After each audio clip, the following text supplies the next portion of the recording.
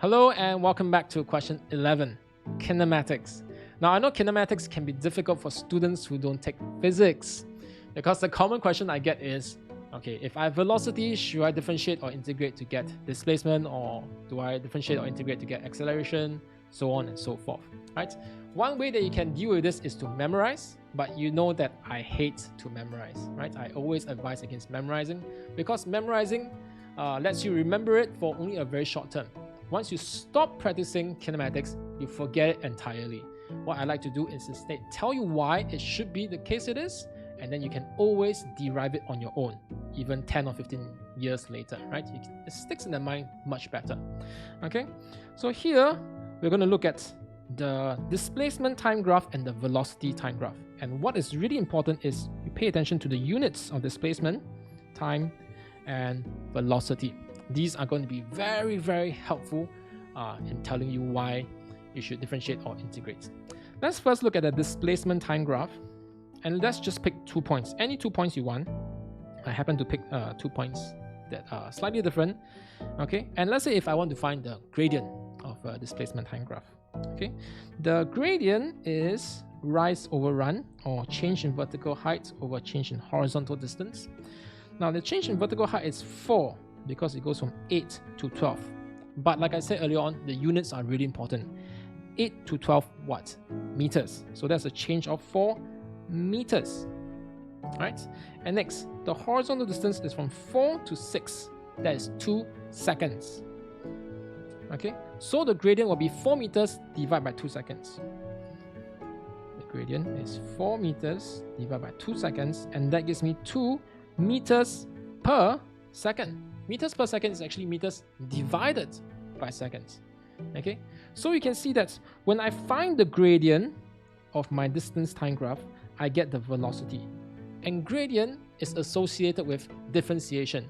So when I differentiate this, I'm going to get the velocity. Okay, when I differentiate this, I'll get the velocity.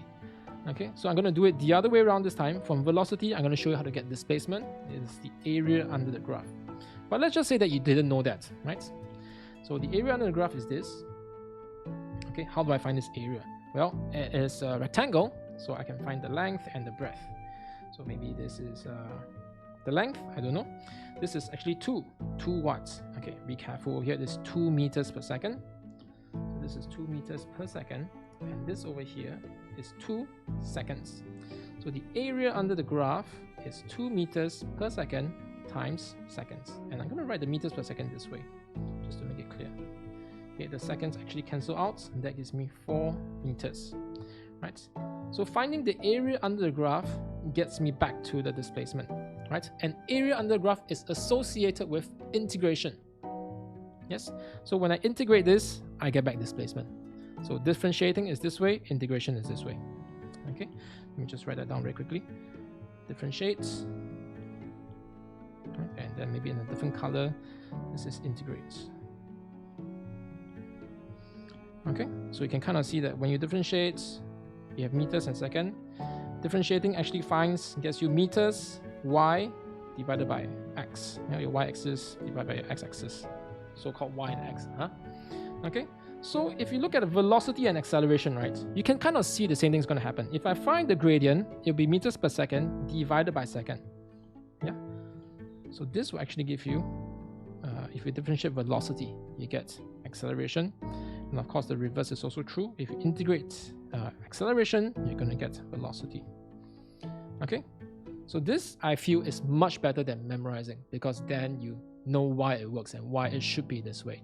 And these are simple things that you can draw and always derive on your own, on the fly, anywhere you are, right? In the exam, or if you're working next time and you somehow forget this, right? You can always derive it. Right? It's yours forever, right? This power of knowledge. So with that, let's look at question 11, part 1. Question 11, part 1 says that I have a particle moving in a straight line, right? So that t seconds after passing a fixed point O. So here's your fixed point, that's O. Right. Okay, and it passes here at t equals to 0, and it's going, say, this way. Okay, it has a velocity v equals to this. Find an expression for the displacement. We just went through this. From velocity to displacement, I need to integrate. from velocity to displacement, I need to integrate. Okay, oops. So integrating to get displacement, usually the letter we use for displacement in S is to integrate V with respect to time. And I like to write this as well. I like to write S as a function of time, so it's like S of t. Okay, so then I'm integrating 2t squared minus 16t plus 30, and all of this is with respect to t. And integrating, I'll get 2 over 3t cubed minus 8t squared plus 30t, and don't forget your constant of integration. Okay, and since I'm given that when t equals to 0, the displacement is 0, then I can write something like that. Substitute t equals to 0. Yeah, that is why I like to write s of t. Then I can just write 0 inside here.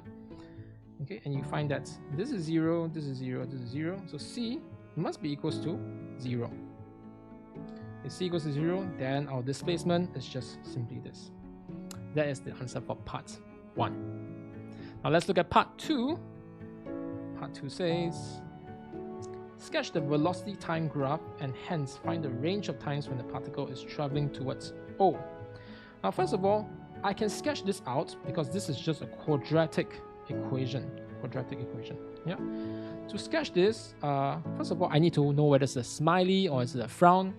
And the 2 over here, since it's positive, tells me this is going to be a smiley. Next thing is I want to know where it cuts the x-axis or the t-axis. And I'm going to factor out a 2 first. That's why this expression here. And to factor this, I can sort of see this is t minus 3, t minus 5. So I know it's going to cut the t-axis at 3 and 5. And here is my sketch. Right, that I done earlier on. Let me bring this up a bit over here. Okay, it's a smiley graph, cuts the graph at 3 and 5. So I've done the sketch. Going back to the question, hence find the range of times when the particle is traveling towards O. Now I'm given that this particle is traveling this way at the start, right? It passes by O and travels this way. If it were to come back towards O, then the velocity needs to be negative, right? This is positive velocity here. So this direction is positive velocity. When it has a negative velocity, it will travel backwards towards O. So I need to know when is the velocity negative. Going back to my graph, can you see over here, this portion is when V is negative. So don't do this on your exam paper, of course. I just want to show you that this is going to be a negative value, right? Anywhere in this region over here, this is all going to be negative. So that region is between 3 and 5. Right? Be careful again not to write less than equals to, more than equals to, and that is because at the instant when t equals to 3 and t equals to 5, velocity is 0. At that point of time, the particle is not moving towards O or away from O. So technically, that's not what we want. Yeah. So make sure to only have t between 3 or 5. So that is part 2. Now let's look at part 3. I think part 3 is the last part of the question. Calculate the total distance traveled by the particle t in the first 7 seconds. Okay, so don't make the mistake of doing substituting 7 into s and then giving this as your answer, because the total distance traveled includes here plus here plus here. If you only substitute 7, you're only giving me this distance over here, right? So what I want to do is find this distance plus this distance. Remember, this distance is actually, this displacement actually is negative because it's moving backwards. So I want to minus this minus this plus this. Okay? So then I can do this. The distance traveled, let me copy this upwards. Is this, right? From 0 to 3 plus a negative of 3 to 5 plus 5 to 7. Or I can say 0 to 3 minus 3 to 5 plus 5 to 7. And if you do this, I will skip all the working, and this will give you 52 meters. And that is the answer for part 3. Okay, so I skipped quite a couple of steps. If you require clarifications, let me know in the comments. If not, that is the end of paper 1. I hope you found this useful, and maybe I'll do paper 2. So yeah, stay tuned, and I'll catch you on the flip-flop.